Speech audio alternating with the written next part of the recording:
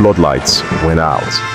One moment, the Lekki Toll Gate was bright with street lamps and the glow of phones raised high. The next, darkness swallowed everything. It was October 20th, 2020. Hundreds of young Nigerians had gathered there, their flags in hand, their voices hoarse from chanting. They sang the national anthem, a defiant harmony against the curfew. Then came the gunshots.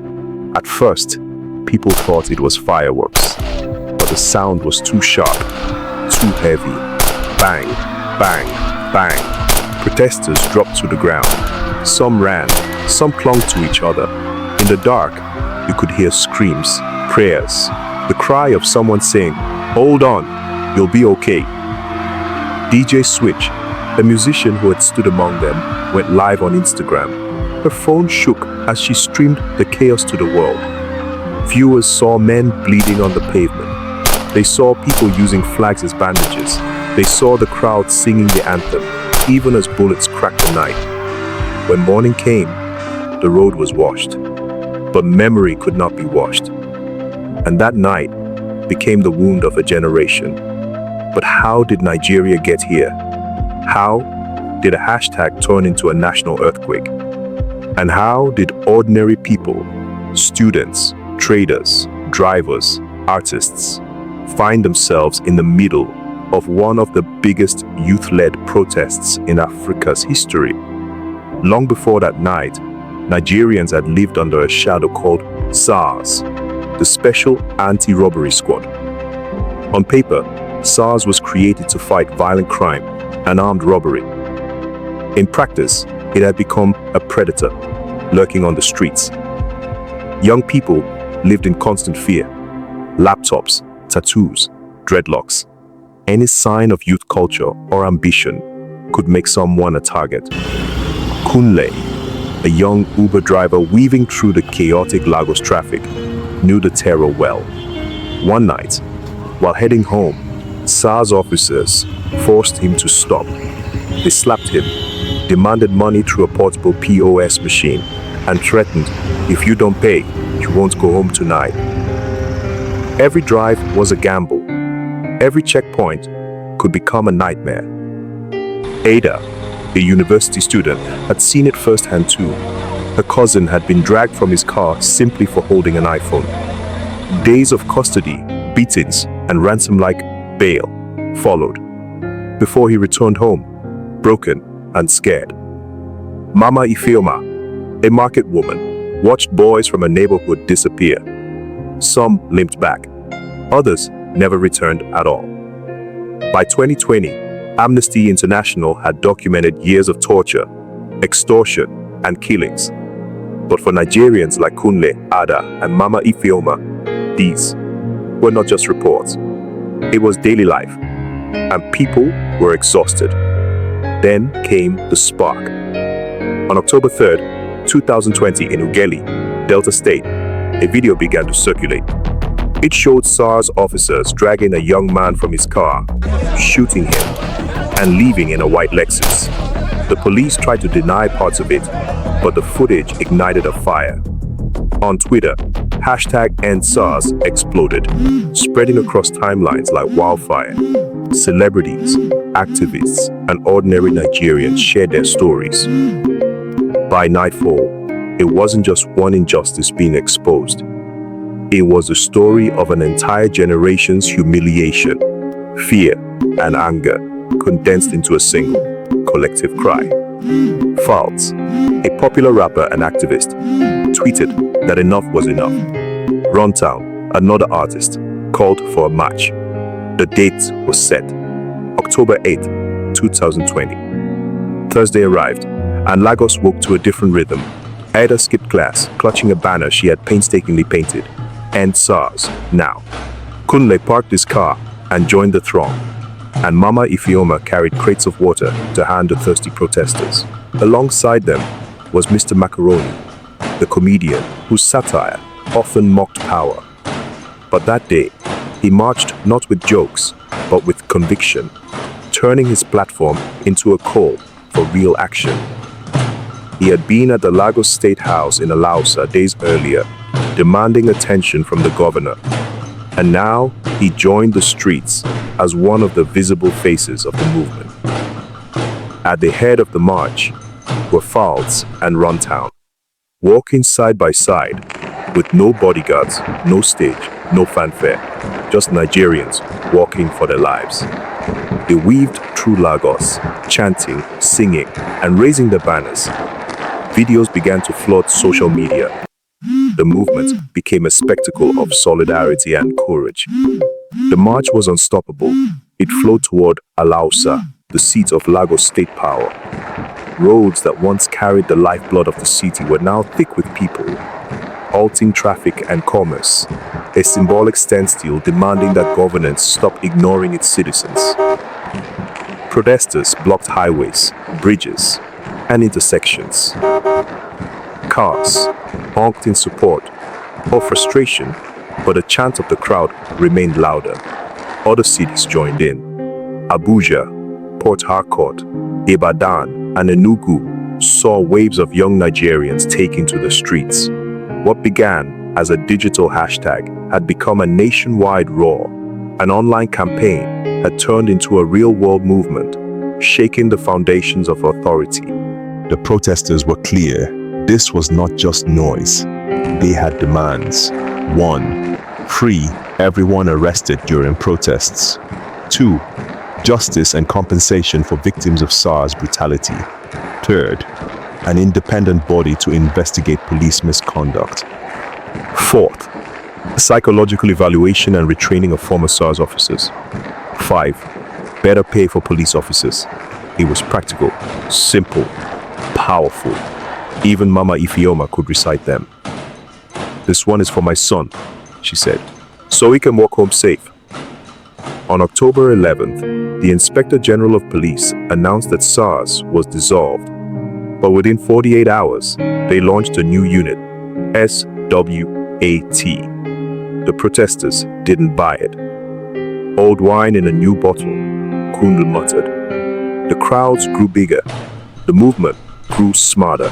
Behind the scenes, a group of young women known as the Feminist Coalition, FEMCO, became the engine of the protest. They raised money. They kept accounts transparent online. Every naira was recorded. For food, ambulances, hospital bills, bail money. When the government froze bank accounts, FEMCO switched to Bitcoin. Ada remembered calling a hotline when a friend was arrested. Within hours, a lawyer appeared at the station. "We've never seen this kind of order before," she said. Protest sites became communities. Volunteers cooked jollof rice. DJs kept spirits alive with music.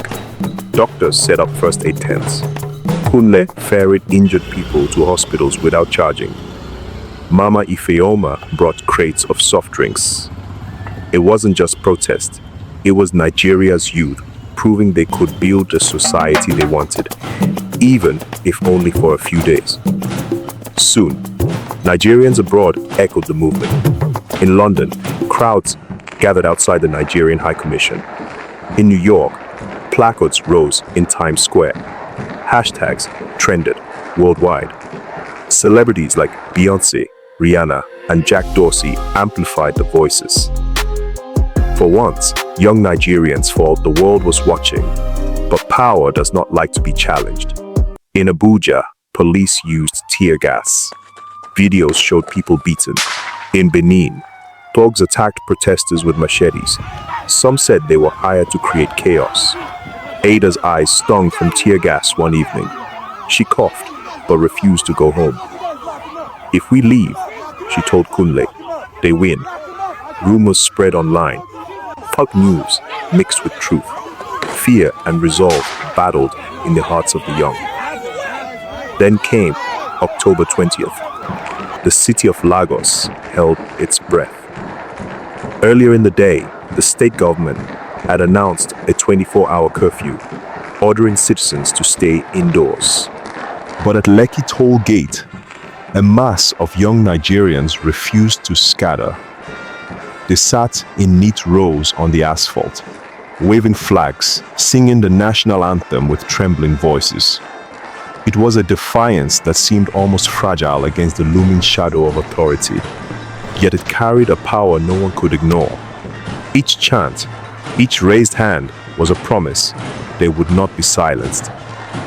As the sun sank, the familiar floodlights that usually bathed the toll gate in a golden glow suddenly went dark. A hush fell over the crowd, broken only by whispered fears and the faint hum of mobile phones. DJ Switch, positioned near the front, instinctively raised her phone. The camera light flickered like a tiny beacon in the void. She began to stream, her hands shaking but her purpose unwavering.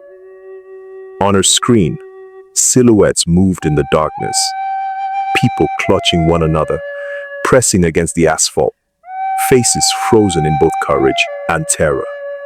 Every flash in the dark made hearts leap. Every muffled cry made the night seem alive. Then came the first gunshots. The bullets tore through the night with a metallic crack that seemed impossibly loud. Screams followed, sharp and panicked, and the crowd erupted into chaos. People tore parts of their shirts and flags to bandage wounds. Others pressed their hands desperately against the chests of those who had fallen, hoping to stop the bleeding, praying to keep life from slipping away. Every movement carried the weight of urgency. Every glance darted to see if help would come from the darkness. Kunle, the Uber driver who had joined the march earlier, crawled across the concrete, gripping Ada's hand. Together, they dragged themselves through smoke and shouts, dodging the deadly flashes. The ground beneath them felt alive with panic. Each step a gamble, each breath a victory. Mama Ifeoma's crates of water, once meant to quench thirst, were now splashed over open wounds, turned into instruments of survival. The familiar rhythm of life, the honk of traffic, the chatter of streets had vanished, replaced by terror and the smell of gunpowder. And still, the anthem persisted. Arise, O compatriots. The voices of hundreds, perhaps thousands, rose together, trembling but unbroken. Even as fear threatened to break them, the collective sound carried a strange defiance, a message that death could not silence. But the bullets came faster, louder, their trajectory unpredictable, slicing through hope as easily as air. By midnight, the toll gate was unrecognizable. Shoes were scattered like broken memories, banners lay soaked in blood, and the air reeked of smoke, sweat, and panic. Shadows stretched across the ground, hinting at bodies that may never rise again. Some never made it home. Others carried scars, seen and unseen, that would linger for a lifetime. Yet in the chaos, a spark endured. Phones still recorded. Voices still rose. And in the darkness of that night, a generation bore witness to both horror and courage. Knowing the world was now watching, the world reacted. Amnesty International announced that at least 12 people were killed that night at Lekki and Alausa. Some said more. The Lagos state government quickly set up a judicial panel. Survivors came forward, voices trembling, wounds still raw. They spoke of beatings, of torture, of brothers who never came home. Months later, the panel released its report. It called the Lekki shooting what people on the ground already knew: a massacre. But then came the state's white paper, a document that rejected much of the panel's findings, as though ink could erase blood. Suddenly, the truth wasn't just contested, it was politicized. Facts became chess pieces. Justice became a waiting game. Ada testified before the panel, her hands shaking as she clutched the microphone. Kunle still limped, the scars of bullets etched permanently into his skin. Mama Ifeoma, who had ferried bleeding youths in her keke that night, wept openly as she described the smell of blood on her clothes. And yet, justice crawled. Families waited for answers that never came. Some protesters, instead of being honored, faced charges in court. DJ Switch, who had streamed the carnage to the world, went into hiding after receiving threats. It was as if the system wanted to erase not just the victims, but the witnesses too. But one question refused to die. Who gave the order to shoot? Soldiers didn't just wander out with live ammunition by accident. An armored convoy doesn't move on its own. Someone, somewhere in authority, executive, uniformed, elected, gave that order. An order to shoot young Nigerians waving the green-white-green flag, singing the national anthem with trembling voices. Maybe the bullets fired themselves, some muttered online, or perhaps the flag itself was the threat. How many more killings would be swept under the carpet of bureaucracy? How many white papers would be used to cover bloodstains? One day, the monkey will go to the market and not return. One day, power will change hands. Not with announcements, but with a shift so sudden that those who gave orders in the shadows will finally face the daylight. Did SARS end? On paper, yes. Did police brutality vanish? No.